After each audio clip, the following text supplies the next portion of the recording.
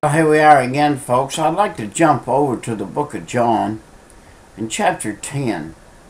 And we're talking, mostly this morning, we've been talking about how you in.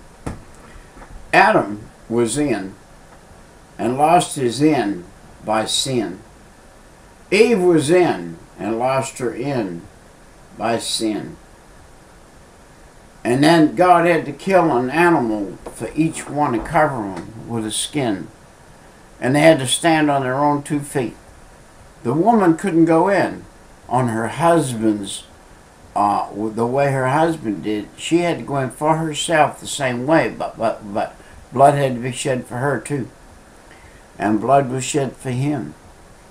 And no man can go in on his father's shirt tails. Your daddy might be a preacher. If he is, that's not going to get you in.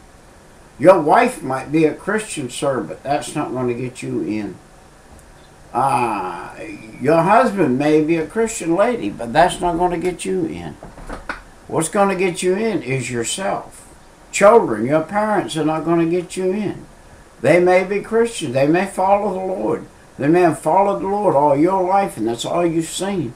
But you yourself haven't got in yet. Each person has to get in for himself.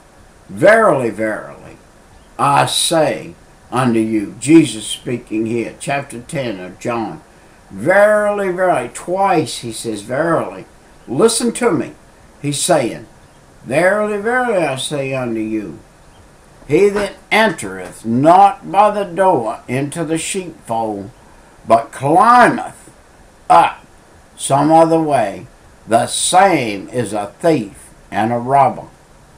But he that entereth in by the door is the shepherd of the sheep.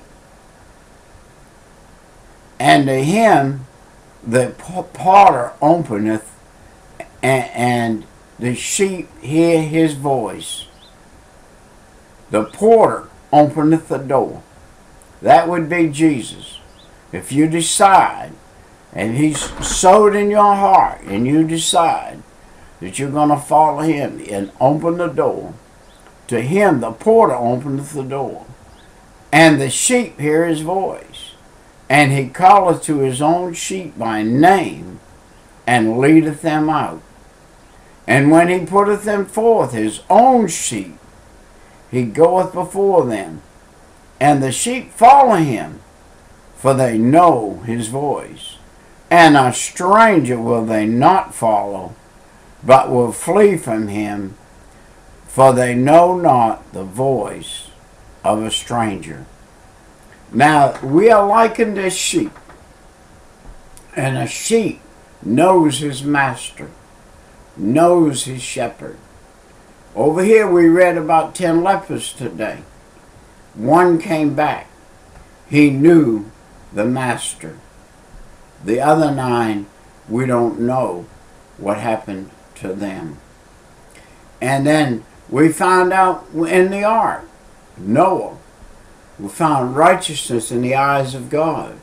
We went back in all the way to the city of Sodom and Gomorrah where Lot was, and found out there was a righteous man there. We also found out there was somebody there who tried to climb in a different way and turned into a pillar of salt, which was Lot's wife. There's only one way in, and that's the one that knocks on the door, and the door is open. Jesus stands on the other side, knocking on the door. There's no knob on his side. You've got to open the door from your side if you want him to come in and sup with you and you with him. And you ask him to save your lousy soul, your rotten soul, your heathen soul. The soul that's on its way to hell is a depraved thing and will live forever in a depraved place in hellfire. The place of eternity, there's 2 places to spend eternity. One's in heaven where there's no fire. The other's in hell where there's nothing but fire. So you must listen to this parable. Jesus spake this parable to them but they understood it not, what things they were which he spake of. We read a few minutes ago over in Luke, in chapter 19, or 18, where a man came up to pray, and one said, I'm working my way in. I'm doing all these things, God, that I've done, and I'm glad I'm not like this little poor man over here who has nothing, and he has just accepted you. I have something to give you, God. I have an intelligent mind. I'm smart. I've got money, and everything's going good. And I'm going to work my way in. I'm going to be a good guy and get in. And Jesus said right here, if you're climbing in that way, fella, you ain't going to get in.